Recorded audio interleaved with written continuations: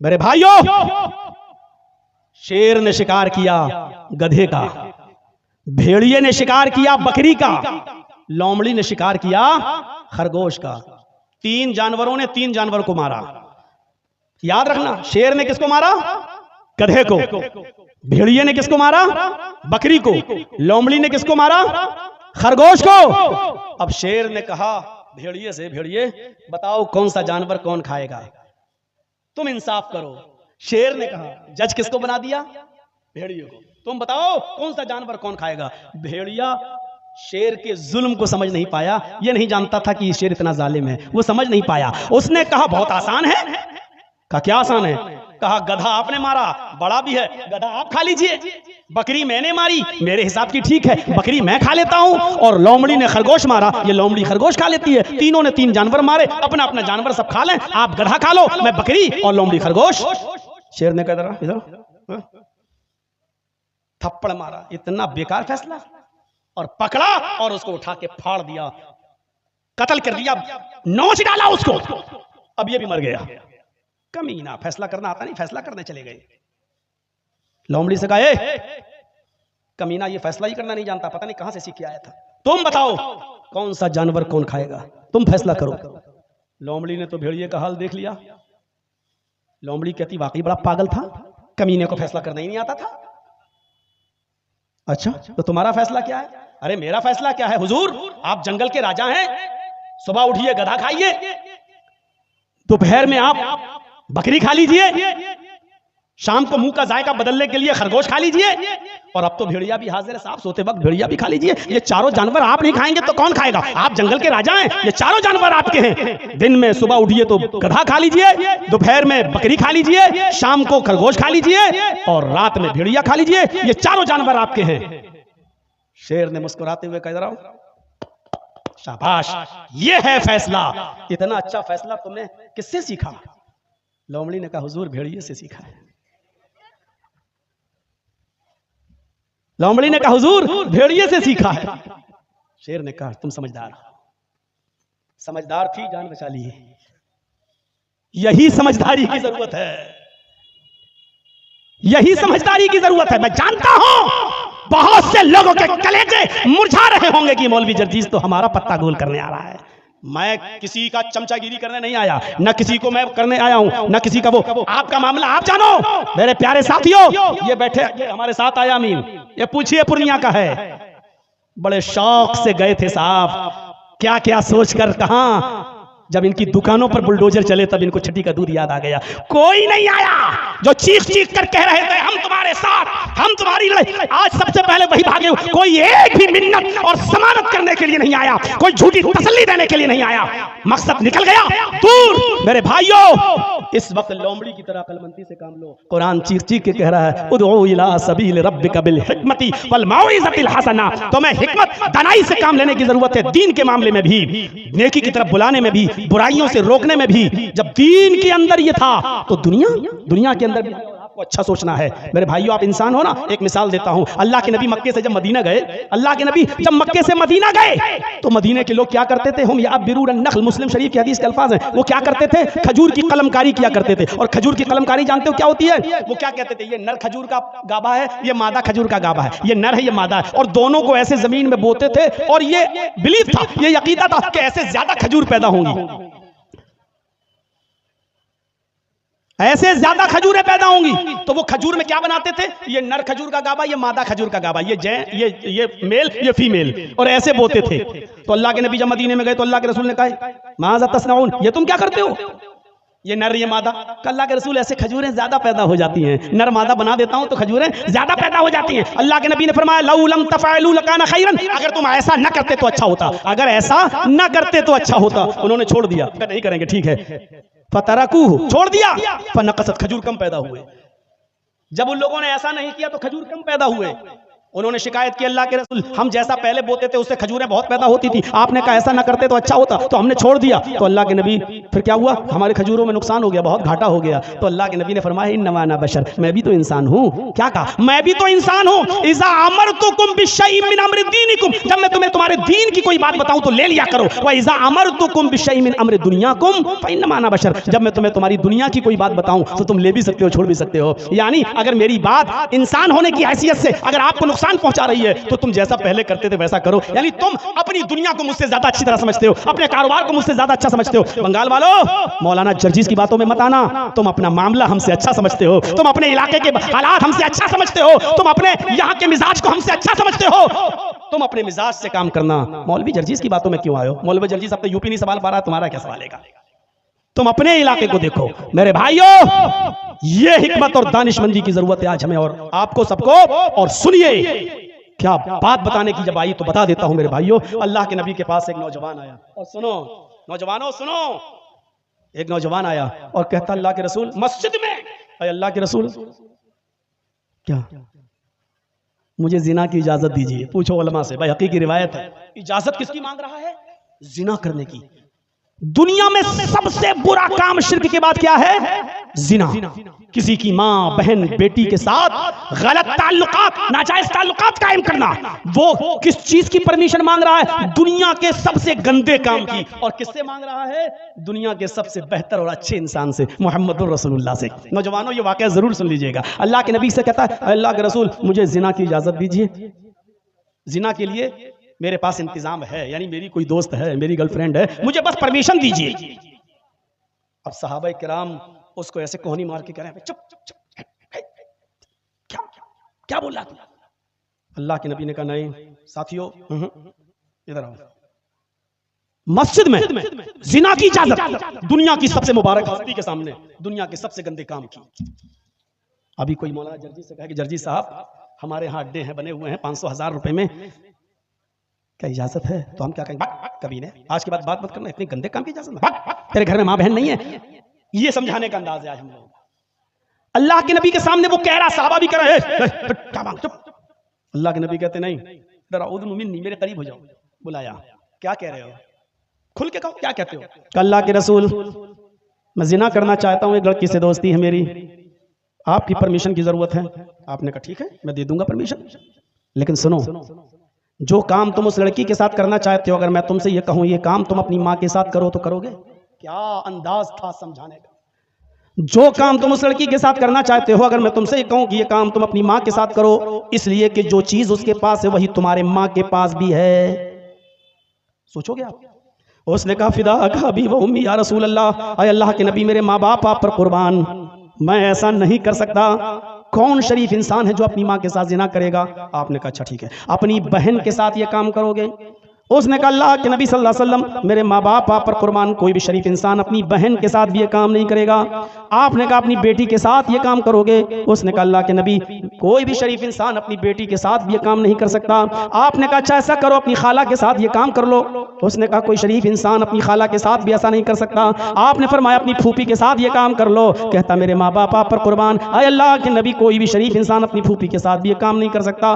आपने कहा जिस लड़की के साथ तुम जिना की परमिशन मांग रहे हो वो भी किसी की माँ होगी, वो भी किसी की बहन होगी, वो भी किसी की बेटी होगी, वो भी किसी की फूफी होगी, वो भी किसी की खाला होगी। जब तुम अपनी बहन और बेटी के साथ अपनी माँ के साथ ये काम करना गवारा नहीं कर रहे हो और ये भी नहीं चाहते हो कि कोई दूसरा तुम्हारी माँ बहन बेटी के साथ ये काम करे, तो फिर दूसरा ये कैसे चाहेगा जिसकी वो बहन होगी बेटी होगी भी, वो कैसे पसंद करेगा कि मेरी बहन के साथ मेरी बेटी के साथ मेरी फूफी के साथ ये गलत काम हो?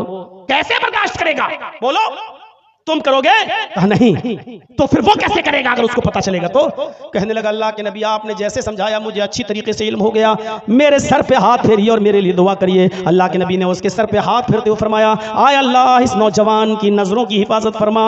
उस नौजवान का बयान है कि उस दिन की तारीख से फिर मेरी नजर किसी लड़की तो छोड़ो किसी हराम चीज की तरफ मेरी नजर नहीं उठी। इस अंदाज से समझाते थे, डायरेक्ट ये नहीं कहते थे भाग जिना की इजाजत लेने आया, नहीं। आपने कहा इधर आओ, समझाया तो ऐसे समझाया समझाया कि ये काम क्या तुम अपनी माँ के साथ करोगे, अपनी बहन के साथ करोगे, अपनी बेटी के साथ करने को तैयार हो, अपनी फूफी और चची के साथ करने को तैयार हो। उसने हर बात पे कहा नहीं। आज भी किसी से पूछा जाए तो यही कहेगा कि नहीं, मेरे इटावा में एक रिक्शे वाला था, बहुत पुरानी बात है, मेरे इटावा में एक रिक्शे वाला था, एक अमीर आदमी उस आदमी के रिक्शे पर बैठता है और इत्तेफाक देखिए उससे कोई झगड़ा हो जाता है किसी बात का, वो अमीर आदमी बड़ा सोर्स वाला था, उसने मारा पीटा और झगड़े का इल्जाम उस लड़के के ऊपर, उस रिक्शे वाले उस गरीब आदमी के ऊपर लगा दिया और उसको जेल भिजवा दिया और ऐसा घिनौना इल्जाम लगवाया जिस पर उसको 4 साल की सजा होती है। उसके बाप नहीं थे, उस लड़के की मां नहीं थी, सिर्फ एक बहन थी, वो बहन भी 17-18 साल की हो चुकी थी।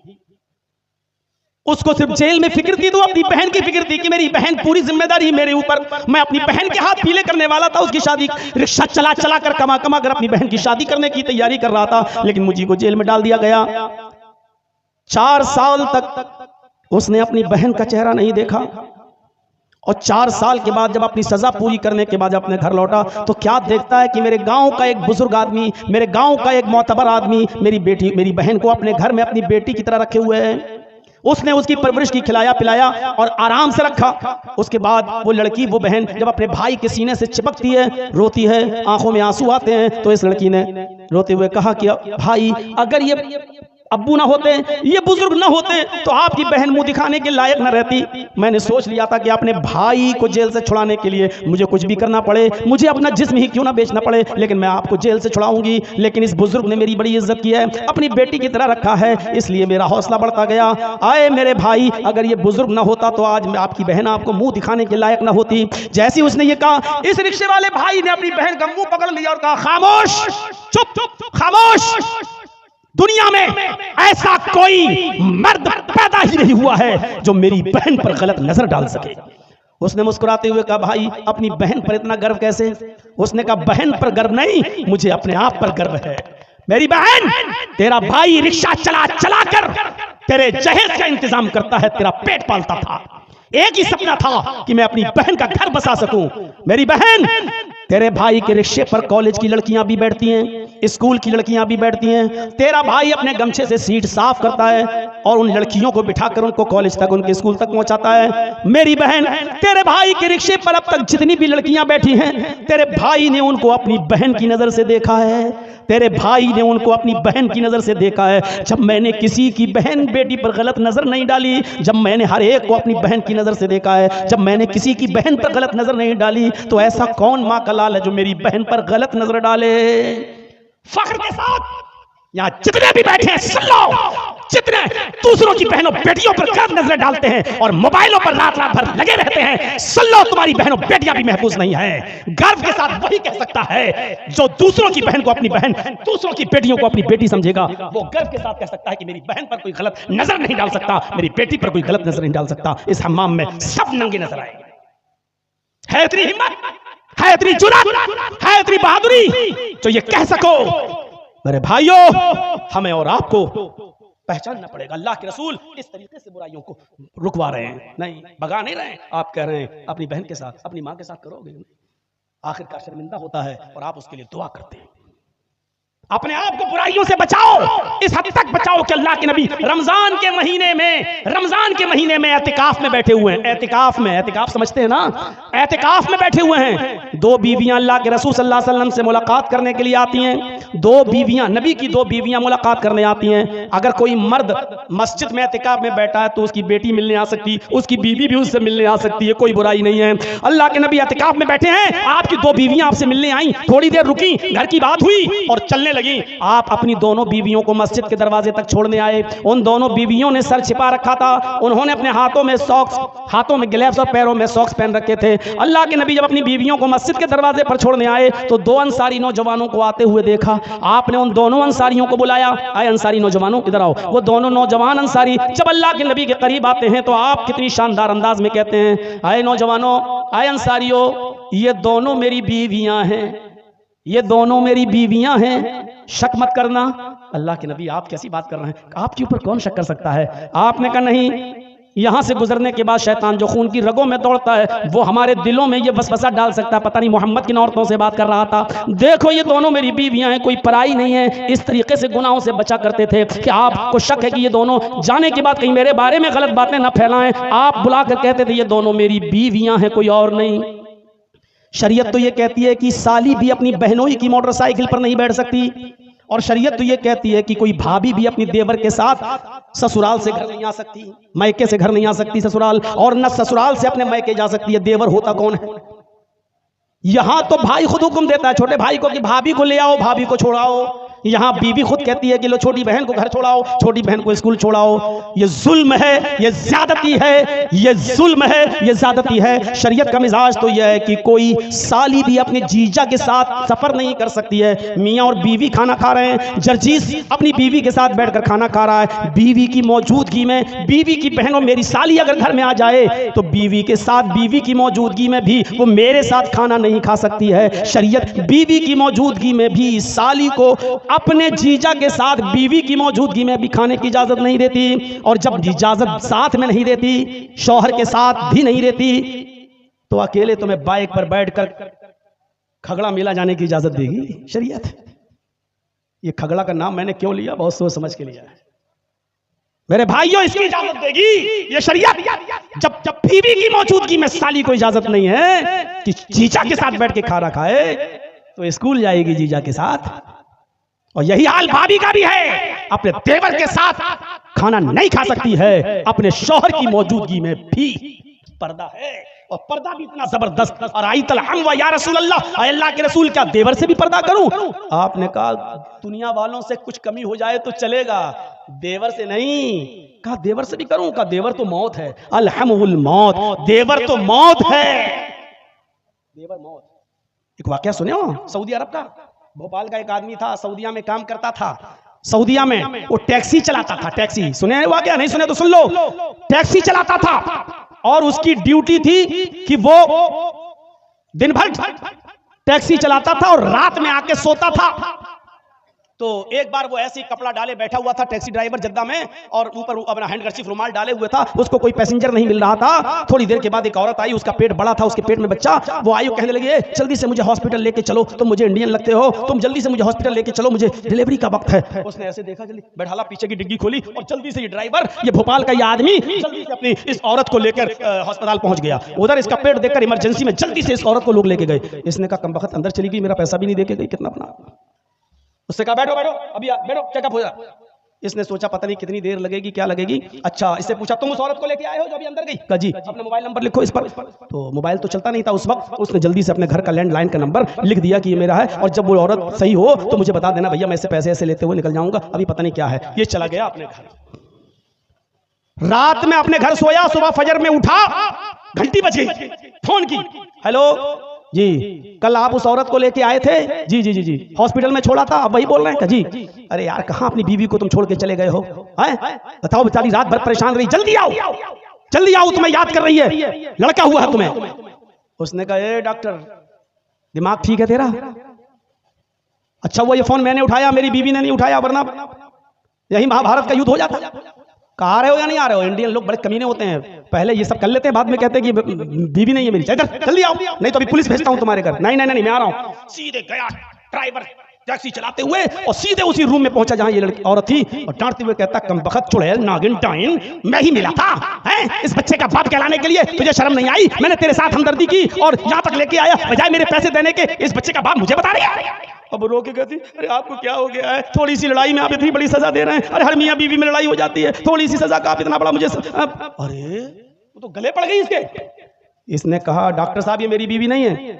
बहुत ये दानाई होनी चाहिए, अक्लमंदी होनी चाहिए। अब समझ रहे हैं आप?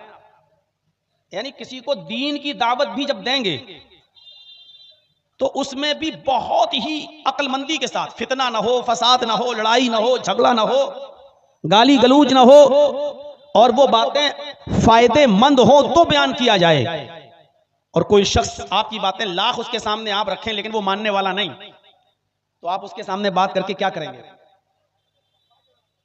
अल्लाह रब्बुल आलमीन ने ऐसे लोगों के बारे में कहा, इन्नल्लज़ीना कफ़रू सवाउन अलैहिम अअंज़रतहुम अम लम तुनज़िरहुम ला युमिनून।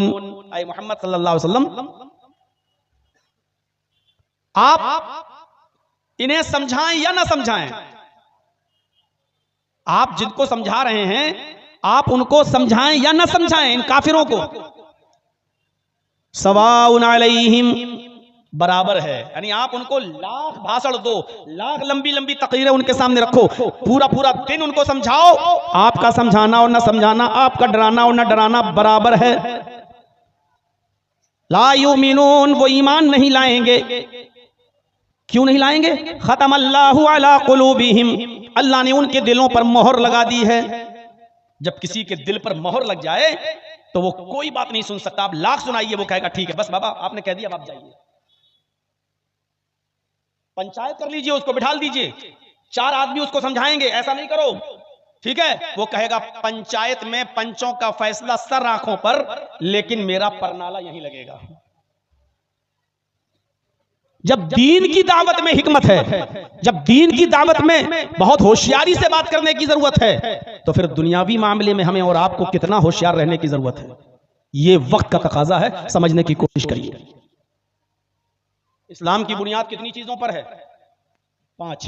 किसी को भी खड़ा करके पूछ लो जो थोड़ा बहुत जानकार होगा वो बताएगा। इस्लाम की बुनियाद कितनी चीजों पर है? 5। बुनियाल इस्लाम वाला खमसिन शहादत अल्ला इलाहा इल्लल्लाह व अन्ना मुहम्मदर रसूलुल्लाह व इकामिस सला व ईताइज ज़का वल हज व सौम रमज़ान। ये 5 चीजें इस्लाम की बुनियाद। कलमा तैयबा की गवाही देना, शहादत देना अल्लाह के अलावा कोई माबूद नहीं और मोहम्मद सल्लल्लाहु अलैहि वसल्लम अल्लाह के रसूल हैं, एक चीज। इकामिस सलाह, दूसरी चीज नमाज कायम करना, तीसरी चीज व ईताइज ज़का, ज़कात देना, चौथी चीज सौम रमज़ान, रमजान के रोजे रखना, और 5वीं चीज वल हज, और हज करना। इन 5 चीजों पर इस्लाम की बुनियाद टिकी हुई है। पूरा इस्लाम इसी के ऊपर खड़ा है। अब देखिए, सबको मालूम है कि इस्लाम की बुनियाद 5 चीजों पर है। हजरत मुआज इब्ने जबल को जब अल्लाह के नबी सल्लल्लाहु अलैहि वसल्लम ने यमन का गवर्नर बनाकर भेजा, जब यमन का गवर्नर बनाकर भेजा, क्या है मुआज अब तुम यमन जाओ और यमन के तुम गवर्नर बनाए जा रहे हो, वहां के लोगों में तुम इस्लाम की दावत पेश करना, यमन अब हमारे कब्जे में आ गया है। यमन का गवर्नर बनाकर जब भेजा, ये आदमी नहीं मानेगा अपनी हरकत से,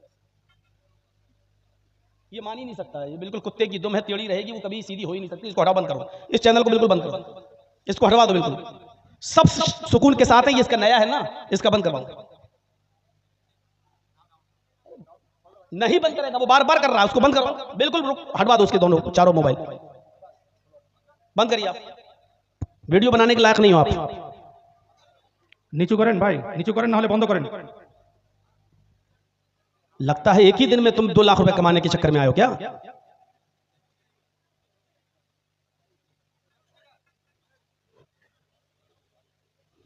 तो जब यमन का गवर्नर बनाकर भेजा और यमन पर जब फतह हो गई, तो अल्लाह के नबी ने कहा, आए मुआज, यमन के लोगों को तुम इस्लाम की दावत देना, तो सबसे पहले उनको कलमे की दावत देना।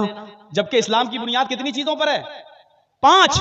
लेकिन आपने क्या कहा, आए मुआज, जब यमन जाओ तो 5 चीजें बैक लोगों को मत बताना। अगर 5 चीजें लोगों को एक साथ बता दोगे तो भाग जाएंगे, कोई भी इस्लाम के करीब नहीं आएगा, कोई भी इस्लाम के करीब नहीं आएगा। इसलिए धीरे धीरे उनको इस्लाम की दावत देना और एक एक चीज की तरफ बुलाना।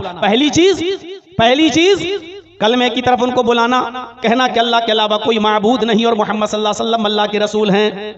जब वो पहली चीज पर ईमान ले आए, अल्लाह को अपना माबूद मान लें और मोहम्मद सल्लल्लाहु अलैहि वसल्लम को रसूल मान लें, और इस पर जब कायम हो जाएं और पूरे पक्के हो जाएं, तब उनसे कहना कि अल्लाह रब्बुल आलमीन ने तुम्हारे ऊपर दिन भर में 5 टाइम की नमाज फर्ज की है। यानी 5 चीजें एकदम नहीं बताई जा रही है, बैक वक्त नहीं। हिकमत देखिए, होशियारी देखिए, समझ बूझ देखिए। अल्लाह के रसूल सल्लल्लाहु अलैहि वसल्लम ये भी कह सकते थे, माज 5 चीजें उनको बता दो, जिसको मानना होगा मानेगा, जिसको नहीं मानना होगा नहीं मानेगा। लेकिन नहीं, 5 चीजें एकदम बैक वक्त नहीं बताई जा रही हैं। पहले कलमे की दावत देना, जब कलमे पर अमल करने लगे तब उनसे कहना कि तुम्हारी ऊपर नमाज भी फर्ज की गई है। जब वो 5 वक्त की नमाज के पाबंद हो जाएं और नमाज किसी भी कीमत पर न छोड़ें, जब वो 5 वक्त नमाज पढ़ने लगे तब उनसे कहना